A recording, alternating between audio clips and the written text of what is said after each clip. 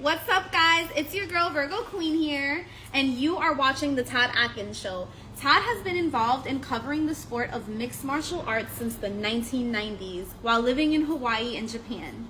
Subscribe to the channel and stay tuned for future episodes.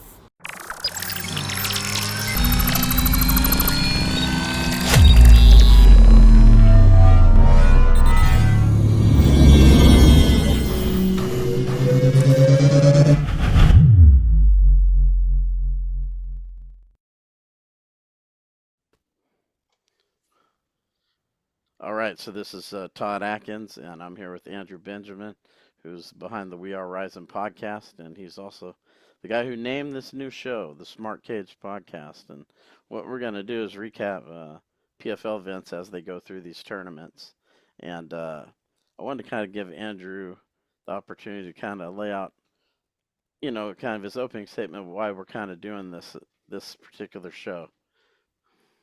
Oh, well, I definitely think that I think the American MMA scene is very should I say American, but Western MMA scene is very dire right now. No more Bellator.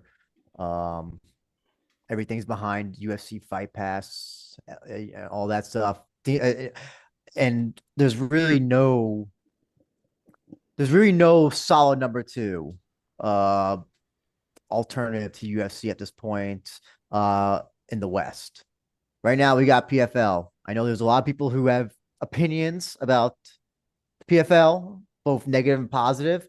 Um, I followed this promotion since when they rebranded from WSLF to PFL. And listen, I like the tournament format. I like seeing the fighters that they bring in. They bring in former UFC guys. They sometimes bring in former Rising guys. They bring in people from Eastern Europe, England.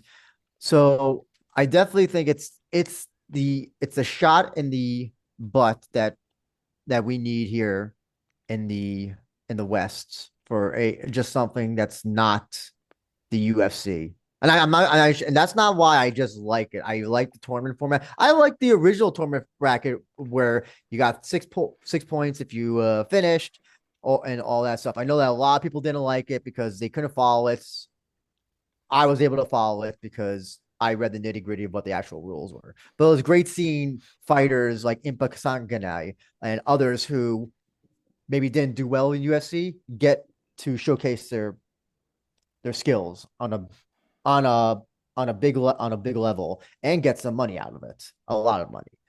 And so yeah, I think PFL is needed in the MMA ecosystem right now. And I know again, a lot of people are I have honest criticisms about it, and there's bad faith criticisms about it. But I think PFL can, if you give it a fair shot, especially with this new tournament format, I think it's definitely on track to. It can definitely be the most interesting it's been probably since I don't know before the pandemic. I would say. Yeah, and also I think, I was a big fan of Bjorn Rebney's Bellator, which is basically what PFL kind of rebranded to as far as their tournaments go, pretty much.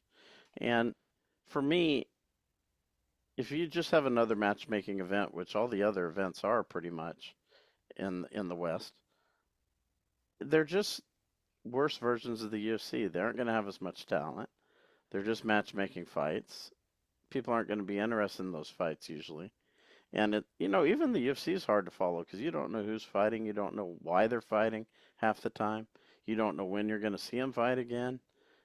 All these things it's just common problems. Like you may have I think enjoyed seeing Paddy Pimblett fight. You don't know when he's going to fight next. You don't know who he's going to fight next. You don't know why those two people would fight for any kind of particular reason. I think Um, also, sorry to interrupt. I yeah, think also is that there's a lot of over UFC saturation with the amount of shows they're doing. They're doing them in the Apex, which is a dire place to do MMA. And so PFL has a season. They're going to run a certain amount of shows for a certain amount of time, and you know that. Um, I think right now they're weekly as well. So up until the finals, I don't know. I think they're gonna do a super show. I think that's my understanding, right? They're gonna do a yeah. super show like after. Oh, so that's something to look forward to. Um, And yeah, I like that. I want to tell you something. Like, I'm so tired of just everything being weekly or every day or what. It's just exhausting. Like being a UFC fans got to be exhausting at this point. If you got covered, I don't know how people can do that. Just tuning in every week, trying to research all these fighters, betting odds. It just sounds. My brain is already hurting trying to like just think about that. So with the Leaf PFL, you get a season. It's going to be from here from now to then, and then break, Super Show. Uh, and you can, and the great things that also you can even skip if you don't want to those PFL Europe, PFL MENA shows as well.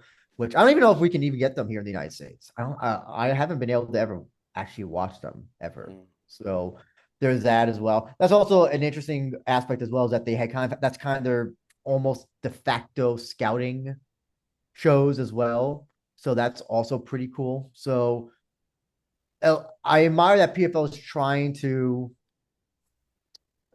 do something different, Right. and they don't always hit it out of the park. Uh, and I think some of their business decisions are a little bit wouldn't do that. But I think I think overall though, I give them a thumbs up so far.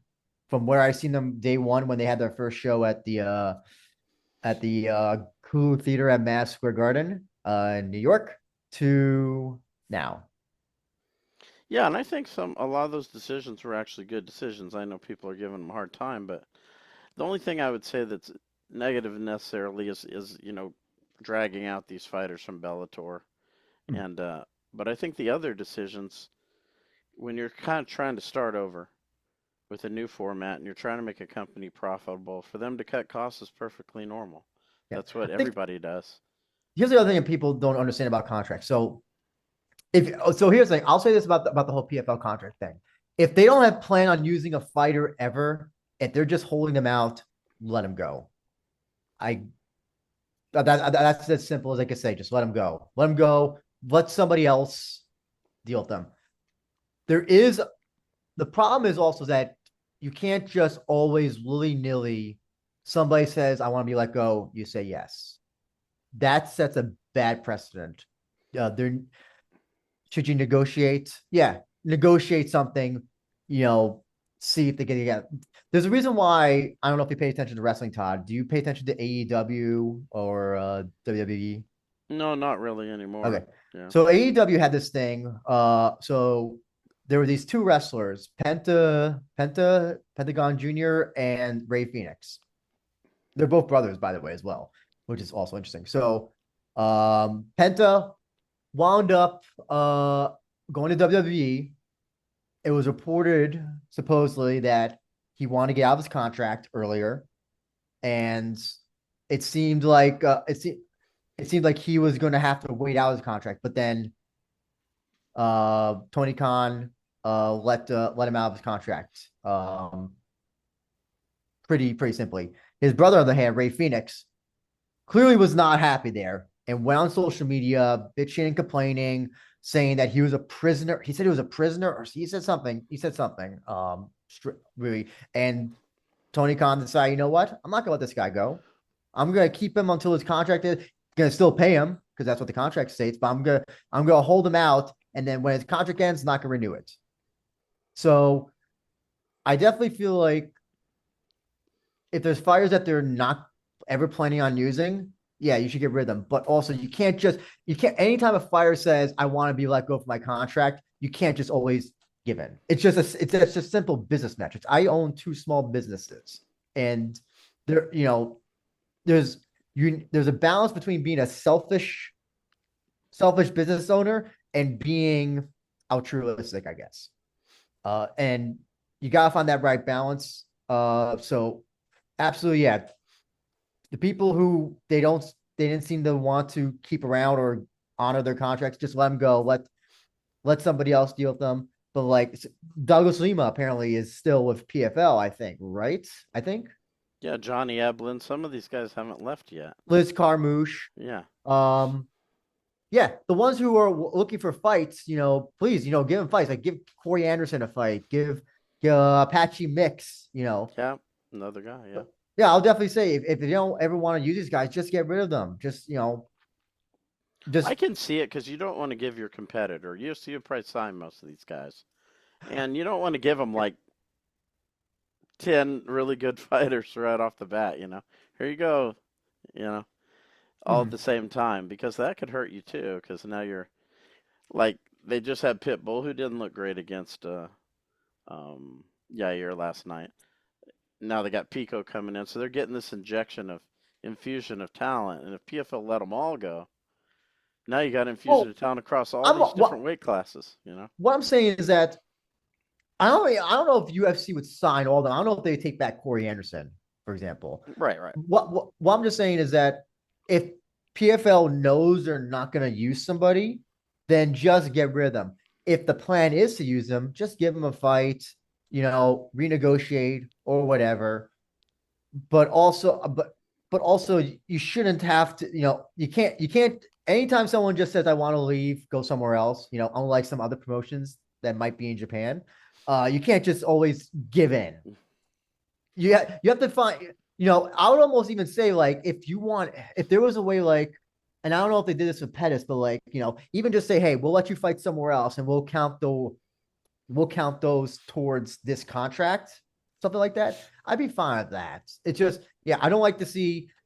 I just if they don't have a plan to use them, get rid of them. And yeah, I get that's the other thing as well. Like you don't want them going to a competitor as well, but I think I don't know. It is a hard.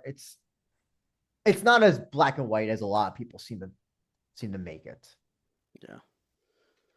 So maybe let's get to this first.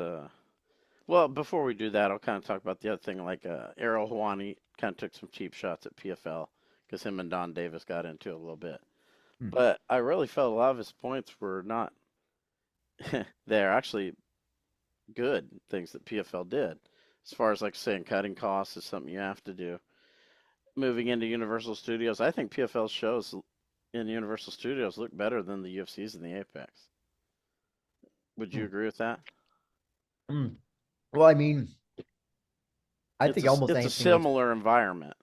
I think anything looks better than the Apex. That's just personally. Yeah, it's a similar Um, environment. They probably aren't paying. UFC paid 20 million to build that venue. I doubt PFL's paying 20 million to rent out some no, but spot at also Universal Studios. UFC is also getting paid. I think. Sorry, I was thinking about other arenas where it seems like Yeah, UFC right. is getting paid to Yeah, come to those. Sorry, I heard you. But yeah, that Apex, it's and I've even heard a majority of fighters even say like, it sucks. It sucks. It just there's something about it that just I know that some fighters probably thrive under no audience. They can hear their coaches clearly and all that stuff. And I'll say something. The only it is interesting to sometimes just hear the punches and the strikes and the heavy breathing and the Apex show. So, but barring that, yeah, I think at this point it's post pandemic. You know, it's not. It sucks. yeah. That's Universal Studios. I've only been there once before. I've never been inside the actual studios. I've been to the park, but I know that that's where TNA Impact used to do shows, WCW as well, Nickelodeon. Yeah, Helwani is what was it? I think Blaine Henry was it said that Helwani's not when you. Oh, I think he was referring to Helwani when he said this on Twitter. Said when people learn that certain people that claim to be journalists are not actual journalists and content creators, you'll be a lot happier. And I think that's pretty much that's Ariel Helwani is a content creator, and I have to give him credit. He was one of the first. Doing the UFC stuff. I used to watch his stuff all the time on YouTube when nobody else was doing his shtick. But I do think the problem is that his it's quite obvious that he seems to be at least I don't want to say sponsored or at least he if you want coverage from Ariel, unless it's something that's big news or something, it seems like he is getting some sort of do I say kickback? Do I say something? Uh, there's barely ever been Rising coverage ever on his show. He's actually even has said that what is it? That what was it after the last UFC show of December or something? He'll say like, "Oh, since there's no more MMA shows now, what do you think was the best show of the year or something?" And like he'll get in your David comments like, "Hey, Rise is the New Year's Eve show, New Year's Eve show, whatever, whatever." Um, Yeah. so yeah, he's a shit stir. I do like shit stirs.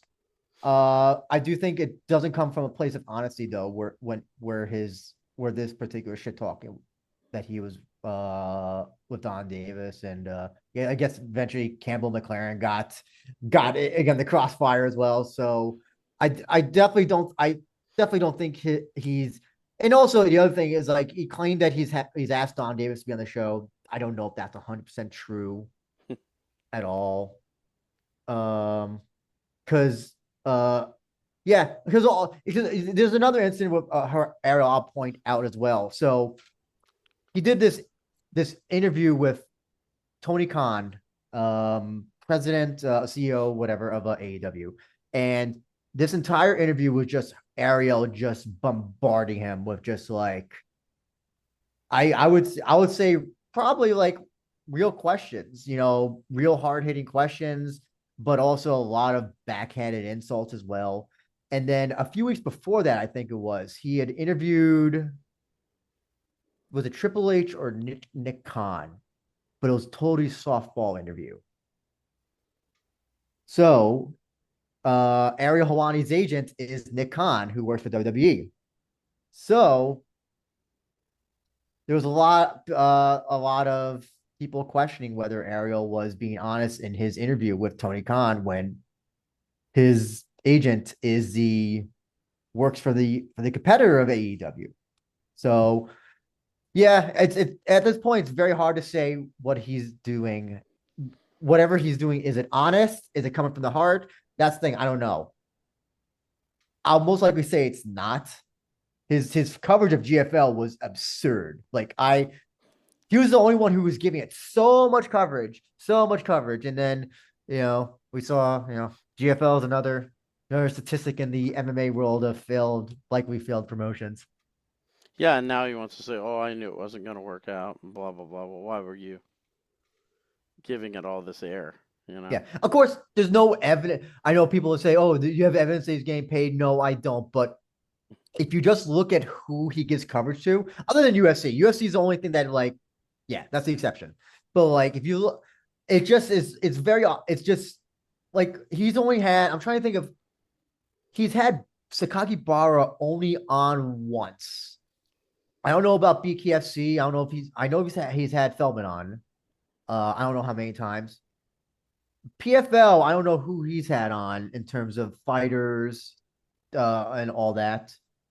Uh, I don't know what he used to do for Bellator as well, but it's just a little bit fishy that he just suddenly like GFL was getting all this coverage. Meanwhile, he's not like zero for Ryzen, zero for this, zero for that, and then it just yeah, it's I have no check to produce that he was paid, but it just seems like that's the world we live in now, where it's where content creators are paid for coverage of things. Yeah. So is it good? Is it bad? I don't think it's evil or bad or whatever, but that's just the world we live in now. I would rather he admitted that he was, because that would tell me, okay, he's at least admitting it if he was, but you know, we won't know unless GFL ever gets sued or something, or something like Right. that, probably. Which is possible. Oh, that's true. Oh, that's true. Yeah, that's really, really true. So let's kind of get in the PFL. They had the two shows. So the first one, and people, if you want to reference this, you can kind of look at Wikipedia, and they have some brackets laid out. No, You know, the kind of brackets are so well laid out on Wikipedia, better than the actual PFL website and Tapology. Yeah, I think the Tapology is all messed up. But yeah, the Wikipedia one is so good. It just like all there for you to see. So we can kind of go through, since they have the welterweight tournament listed first and the featherweight second. So we'll kind of go through. You had a you have an 8-man tournament. So I think the way they first aired it was actually from bottom to top on Wikipedia. So you had this Giannis Bachai versus Masayuki Kikuri, and Mm. Kikuri won by TKO. And on the other side of the bracket facing him was the winner of Logan Storley versus Joseph Luciano. And Storley won that, as he does in most of his fights, where he just kind of manhandles people. And it was kind of interesting to see him still doing that because he's been around for a while. He was fighting in Bjorn Rebney's Bellator tournament, so interesting to see him there. Maybe talk about those two fights because now the winners facing each other.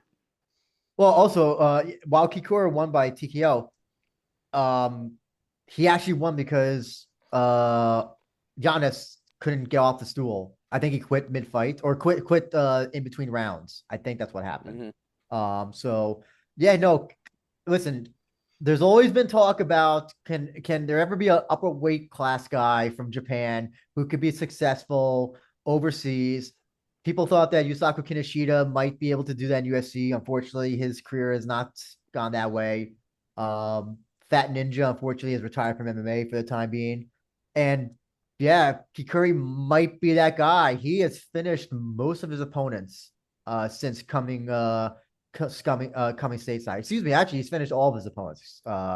And man, this he just I think this will be an interesting fight from the perspective of striker versus grappler. Especially with like you said, Storley just kind of manhandles. So is it the most exciting way that he fights? No, it's not.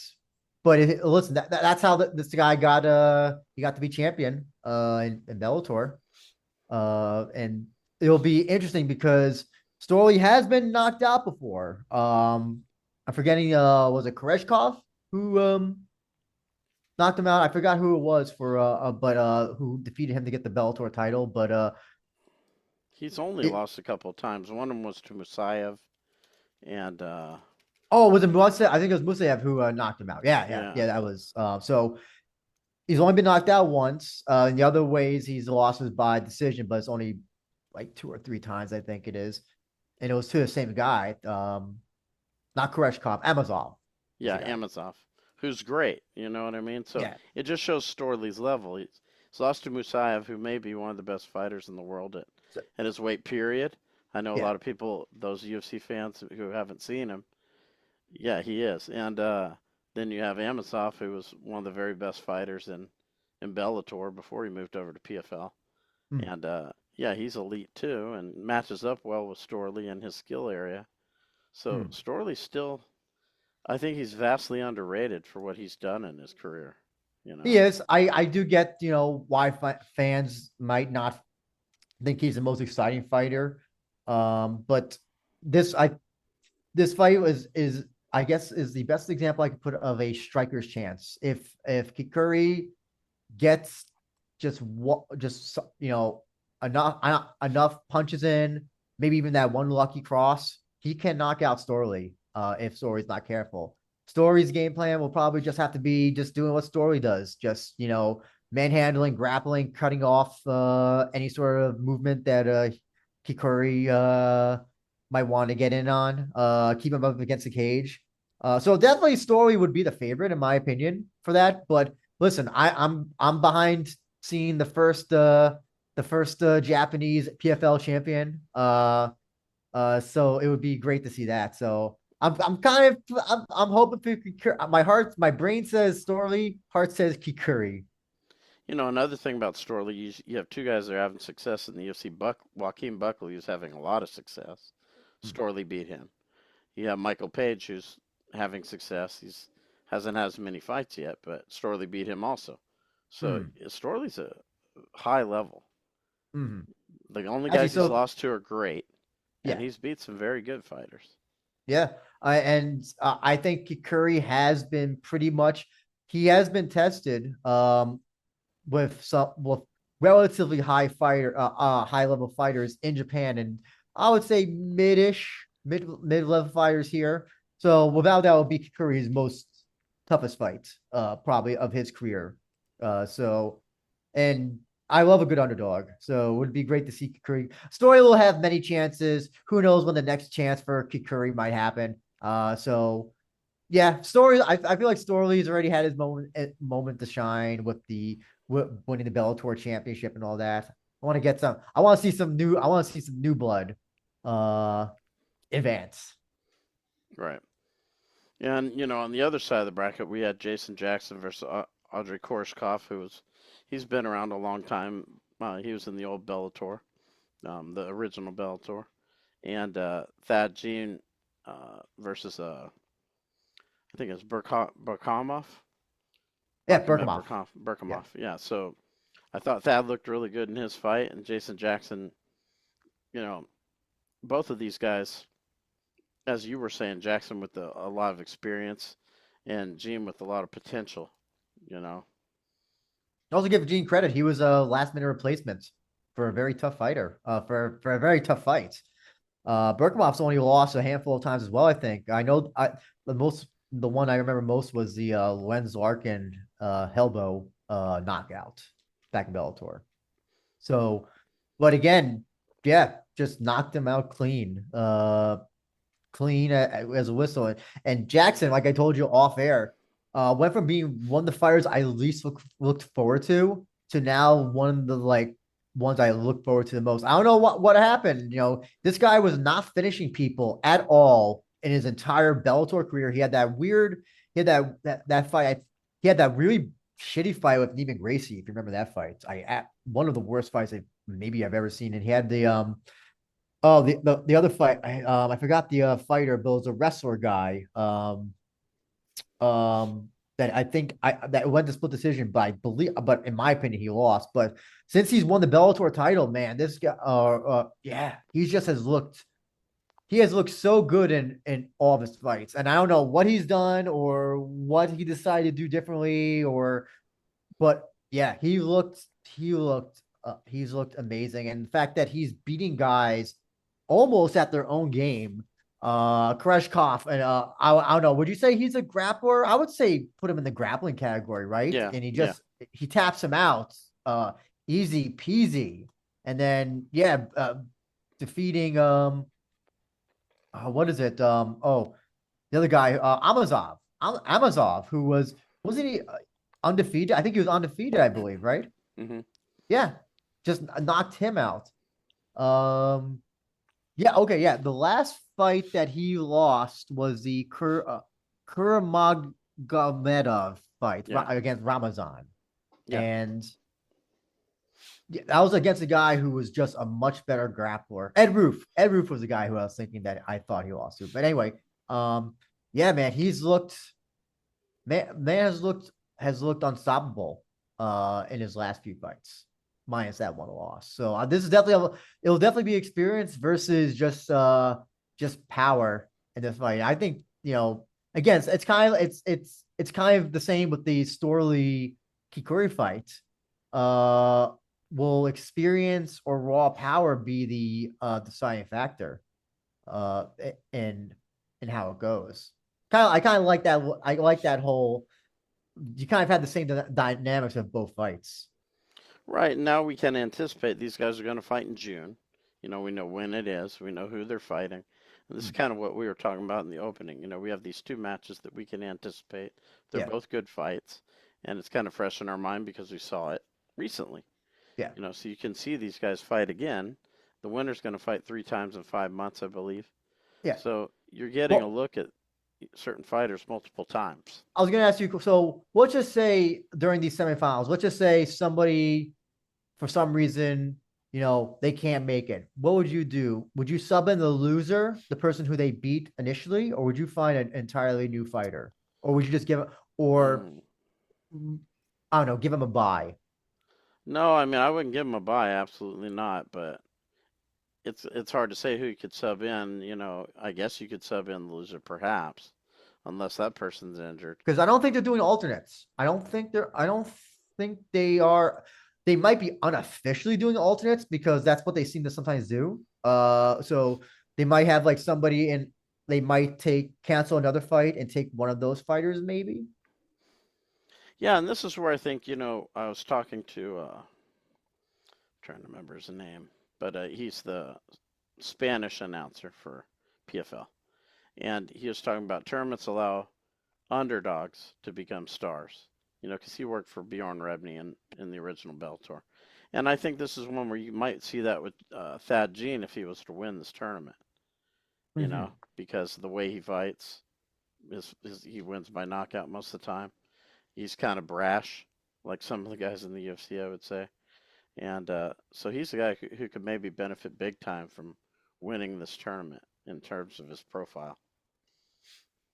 Absolutely agree, 100%. Listen, not all underdogs though, or alternates are always successful. We had Joseph Luciano, who I picked because I like to go with a good underdog, and then yeah, Story manhandled him like we just talked about. So excuse me.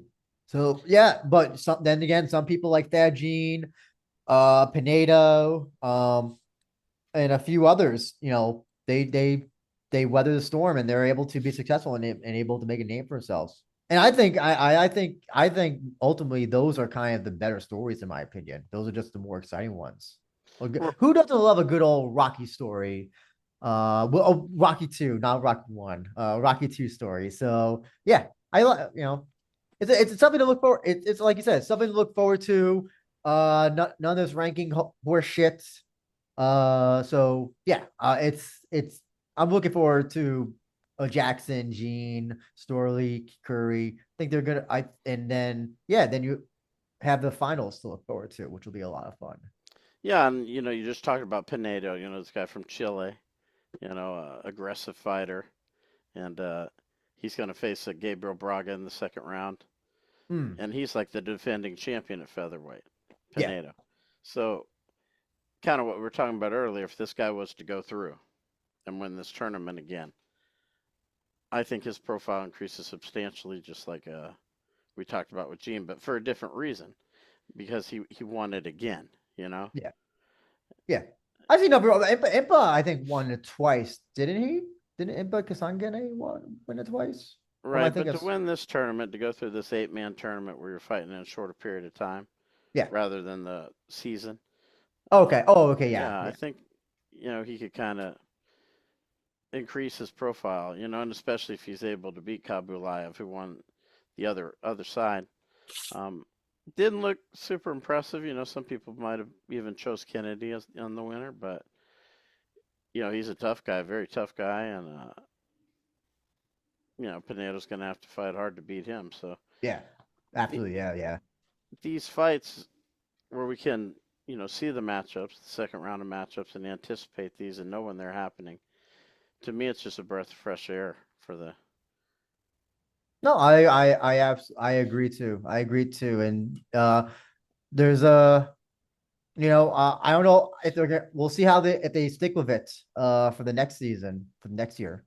They may just decide to not. They may just go back to the old one. I don't think they will, but I think so far the performance is looking good so far. And also the other thing is, one of the things that people used to always say was that, like, oh, there's no finishes in PFL. So far, I think we've gotten tons of finishes so far in these tournaments.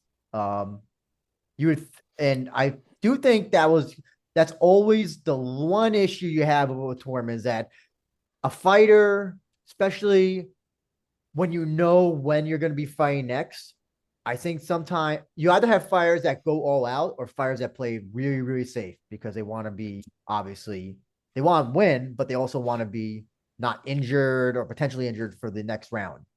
And so no, we've had pretty much have been all finishes the first set in the quarterfinals so far, or not all finishes, but a surprise. I'll say a surprising amount of finishes so far. Right. And, now we can go to the one that's kind of fresh in our mind that we just saw. So we have Yeah, the Bantamweight tournament. This happened last Thursday. So we have the Bantamweight tournament and the women's flyweight. So yeah, Bantamweight, um, an upset here, kind of what we talked about with underdogs. Alves comes in against Higo, who was supposed to be yeah. in the main event. And, Alves pulls off the upset. split decision upset. Yeah, was I think. Alves, was he last minute opponent, or I think he was also subbed in as well. Somebody Yeah, he else was, was. He yeah. was subbed in. Yeah. But no, listen, good on him. He goes a tough. I've been watching this guy. Was he part of Bjorn Rebney's Bellator, or was he Scott Coker? Because he's been around for a long time. Uh, I don't recall necessarily. I can go back and look at his record. Let's see here. Mm, Bellator 228, 206, 195. He might have been. Yeah, because 195, that was a Rebney show. Thackerville. He lost to Darren Caldwell in Okay, Thackerville. gotcha. And Bjorn was holding shows in Thackerville, so he fought a couple times in Thackerville. Okay, But gotcha, then gotcha. then I think he crossed over in the Coker. The next fight he had was 208, which is in San Jose, and I think Okay. that was Okay. So he's been around for a long time. right. And a very solid veteran. Very, very tough guy. Um, yeah, but I think for this fight, it was I definitely see why they came to a split decision, but I thought Alves pretty much won it, especially the third round. So yeah, pretty much, yeah, Alves got a win, very close win. But he looked good in it, and especially for somebody who came in the last minute. So yeah, I gotta say, I think he's a much more interesting matchup for Jake Hadley, who won the other side of the other bantamweight bracket, in my opinion. Yeah. Jake Hadley, he had the twister finish. How is that, And that submission has only happened in PFL? It's such a strange thing. I know that I've seen that submission, the other times that Stevie Ray done it. I'm just like, how does that happen in the same promotion three times? It's so you never see it anywhere else. I've not seen that version of the Twister. I've seen the traditional version, Eddie Bravo, what was it, Korean Zombie version of the Twister done mhm. before, but never that one. I just can't explain it. It's so strange, but I love it nonetheless.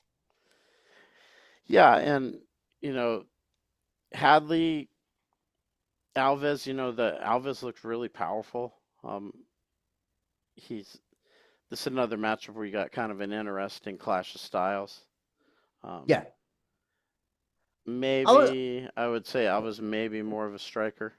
yeah. Oh Um, no, I think yeah, for sure. definitely excuse me, Alves is more the striker. Hadley's more of the grappler. But he Of the can grap. stand up and fight. He's got pretty good stand up too. So He can, but against like Alves, do you want to risk right.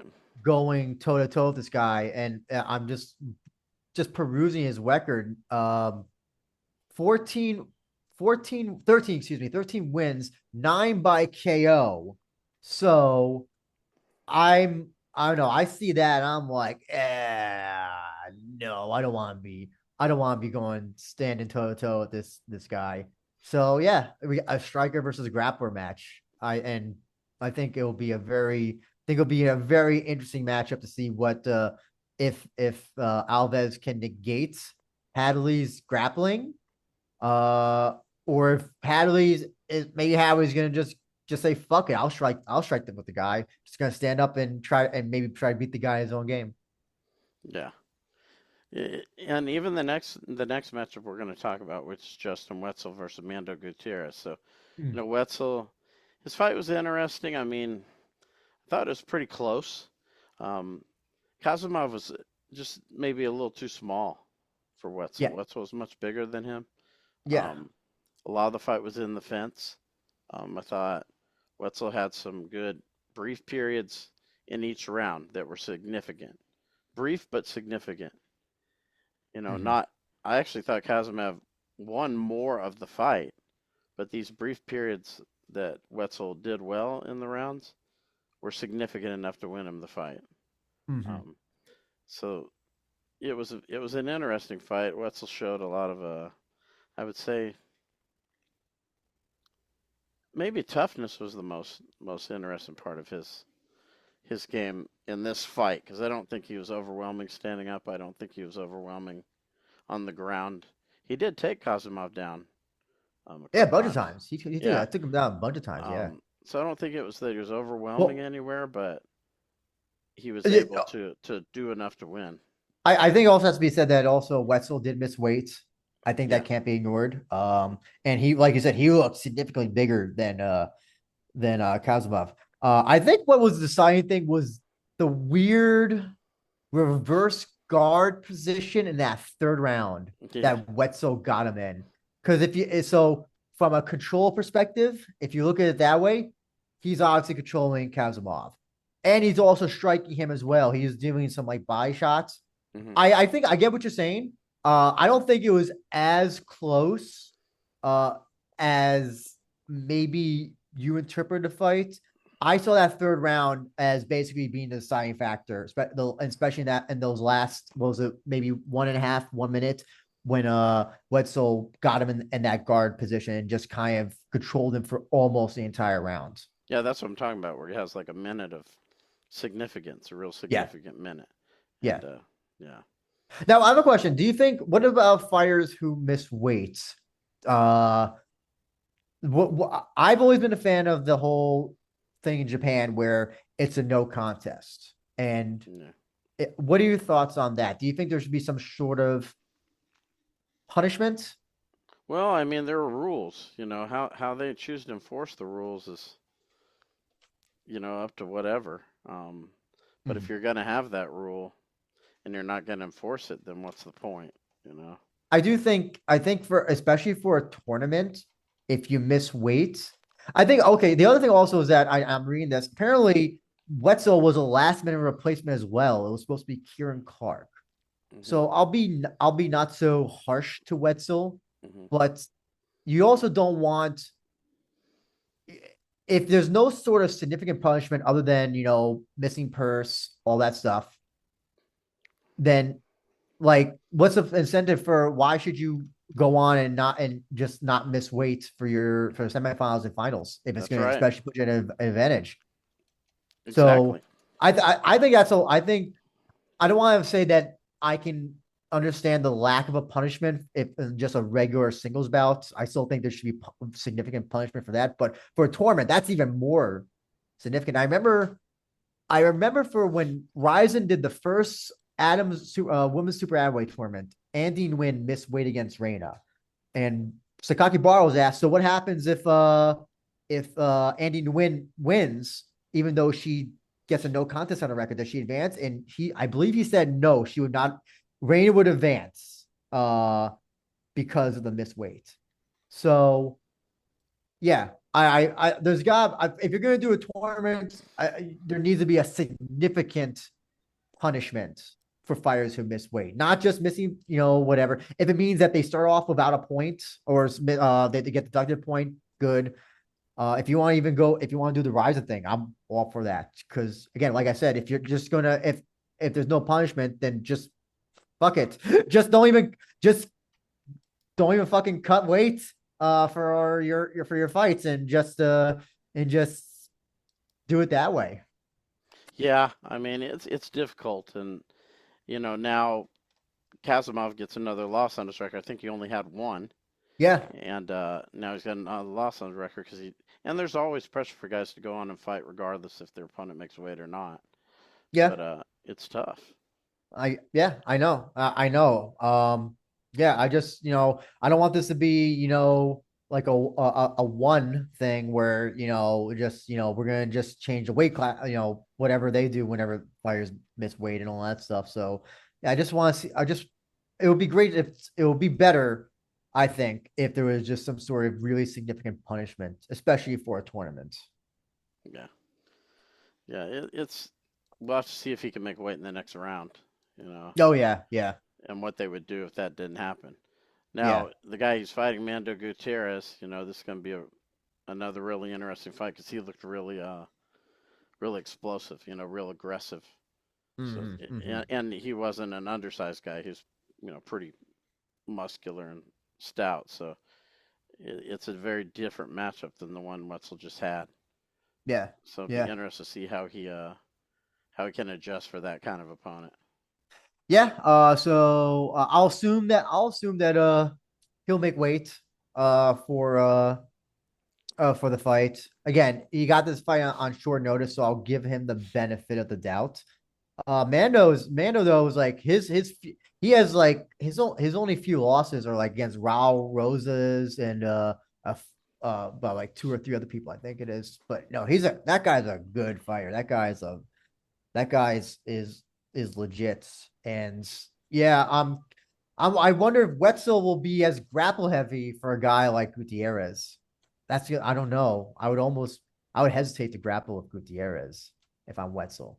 Hmm. He'll probably have to just Wetzel will probably just have to keep on the feet. I'm guessing that's how he wins. Yeah, but I mean, Gutierrez showed a lot of power on the feet too. So Yeah, yeah, but I don't know. I think his grappling is just so much more superior. I would almost have to.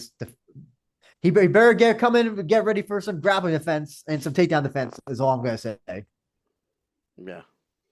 So we move on to the women's flyweight. This is interesting because you had kind of again, maybe an upset in the first round with Shakalova, you know, and she's going to take on Jenna Bishop, who beat Kana Watanabe, you know, Yeah. another Japanese fighter losing in the West. Uh, you well, know, Watanabe is the most frustrating.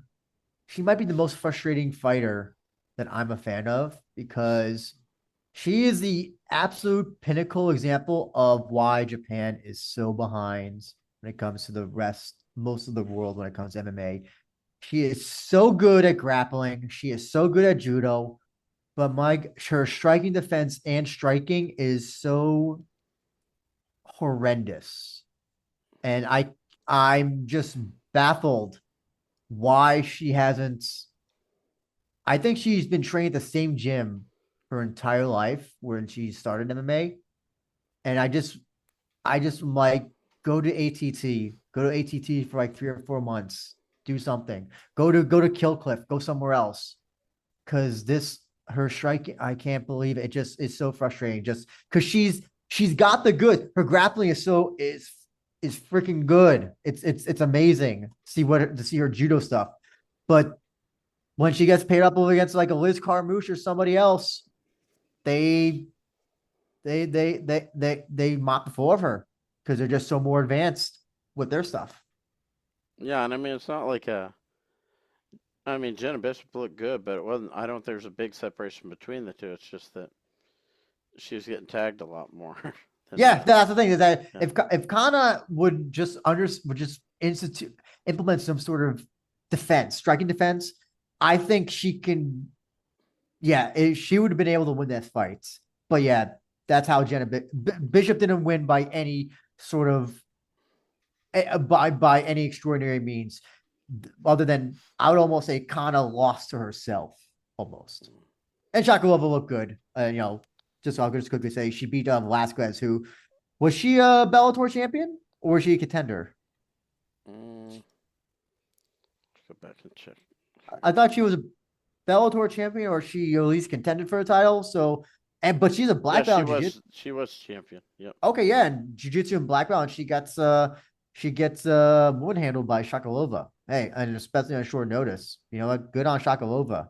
Yeah, Uh, that's what we were talking about earlier about you know, late replacements, can become stars in these tournaments. Shakalova, if she could get past her next two fights, and beat, Carmouche, who looked like an absolute monster. Um, yeah, yeah, I mean, her profile would skyrocket, you know? yeah. Yeah, I think Shakalova versus Carmouche should be the much more interesting fight in my like if that's how the finals go. I think it's just I think Shakalova is going to mop the floor of Bishop. Bishop is grappling is good, but it's not on the level of I think Shakalova might be. So yeah, I'm gonna have to. I would easily say that Shakalova goes for Bishop. I think Carmouche will easily go through Donna, and then yeah, I think those two will be presumably if that's how the finals goes, will be an exciting fight. Yeah, the only thing I'd be worried about is that Carmouche is just a little too powerful. You know, she's she just looks like an absolute beast. Yeah. Yeah.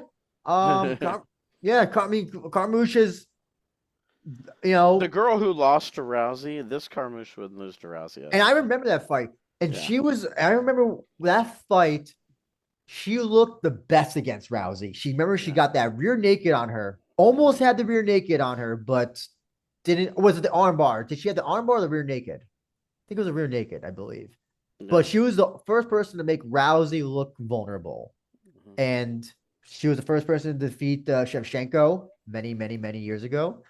So Carmouche is she's one of those fighters who's having I think a better period now in her 40s and late stage than she did coming up. And I don't know what to attribute to that. If that's more fighting smarter, fighting harder.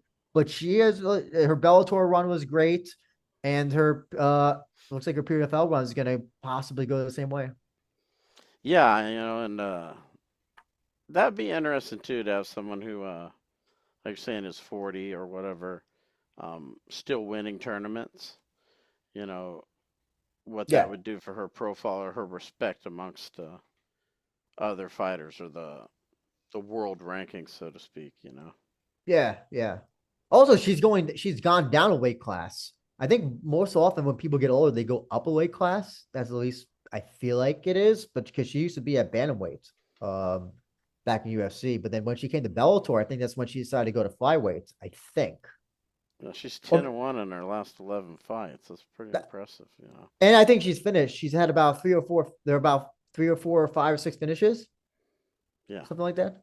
So good on her. Good on her for not not letting uh was it Mother Time be the winner of winning in her case. Yeah. And, how can we kind of, having discussed these two tournaments, I know we kind of talked about the matchups and how we can anticipate the next round of fights. Um, for me, I don't necessarily have to have it be the UFC's fighters. It's just the fact that I saw these fights and I can see who's going to be in the.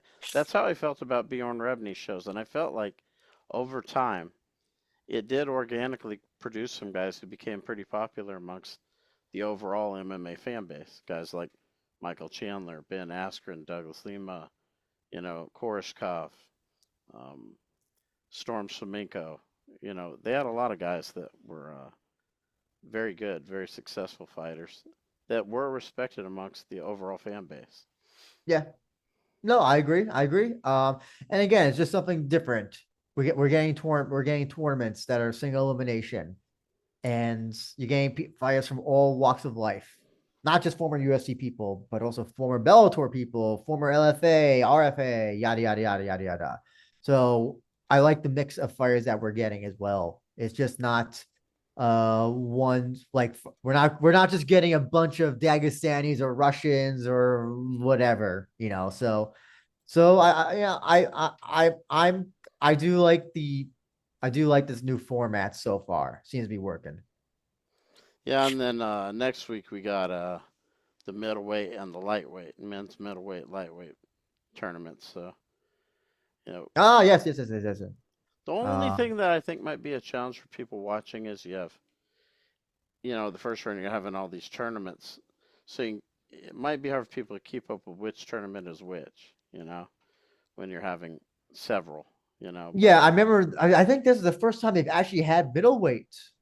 I think for PFL, or at least they brought it back because I remember Impa was fighting at light heavyweight because they didn't have middleweight. So yeah, it seems like they're doing them for all the weight class for all the major weight classes. So and I think after that, aren't they doing heavyweight after that? I'll have to look. But there are some very interesting first. You got like Alexander Shabli Yes, versus Brent Primus in the first round of the lightweight. yes. That's I'm sorry. pretty They're interesting. doing light heavyweight and heavyweight after that. Yeah, but Shibli versus Primus should be really interesting. Well, Shabli just pulled out, Oh, I did he? believe. I think it was just. I believe they just. I yes. He had to. Yes, he's being replaced by Vinicius Siceli Cenci. Okay. And Nick Maximov replaced Jordan Newman. as well. And you got Rabadanov, Yeah. who's also there, who's a Oh, really good fighter. oh, he's great. He's great. Yeah, so you got And JJ Wilson as well, another yeah. great fighter. Clay Um, Collar, very experienced guy. yes, I'm glad. Listen, Clay Collard. Listen, he may not win, but he always puts on an exciting fight. That's what I love about Clay Collard. He's a very old school fighter, and I love that about him. Yeah. So yeah, these matchups like Fabian Edwards, he's Edwards' brother, is fighting in the other one here. We got Jay Wolf coming in, but we'll do that when I'll contact him here in a moment. But if we have time to do the other one, but yeah, just some interesting matchups in the next show, and for people that are watching PFL, maybe I'll let Andrew kind of sign us off on. Okay, we already talked about why we like the tournaments, but maybe we can talk about like for people that have not watched it yet, why they should. Well, if you are an MMA fan and you're kind of just tired of UFC shenanigans, I'll put it that way. I think PFL is is a good morning after pill for that stuff. And I think PFL's yeah, if you are not excited about the light heavyweight tournament, because maybe you're not a fan of Phil Davis, maybe check out the heavyweight tournament. Check out this or the featherweight or the lightweight. I think that's another good thing is that let's just say if you're not a big fan of seeing the big guys, just watch the small tournaments or the smaller weight class tournaments. And I if you want to just see fighters, go on to the next one. You know who's gonna be fighting next. Yep. No bullshit. We'll see what happens if somebody pulls out the semifinals. We'll see what they do with that. That'll be interesting to see how they deal with that. But for now, it's just whoever wins goes on to the next semifinals, then finals. And it's on ESPN. Everybody has ESPN Plus or ESPN or whatever. So very easy to watch. It's gonna be, it's gonna be on there all the time. So yeah, I think PFL is definitely. I think 2025 will hopefully be the year that I hope people kind of give them a little bit more attention. Yeah. Andrew, I want to take time to thank you for doing this Smartcage podcast with me. This is something we're going to try to continually do, and something different for people. I was looking around for PFL coverage in YouTube today. I didn't see much. So we'll have to figure out something for the MENA or Europe shows, because I don't think we can see those outside those countries. I've never been able to see those shows, so I don't know. Be great if they're on HBO Max or something, but I don't think they're going to be on HBO Max or whatever. Yeah, well, we can stick to the tournaments and just kind of follow those. And okay, I think that's fine, because I just looked at the MENA. I looked at the MENA most of the fighters. I'm like, I don't know 100% of these people. And like I said, I already have some connections with PFL people in the PFL, so we could even bring them on and kind of discuss some stuff as well. So. Cool. That sounds good.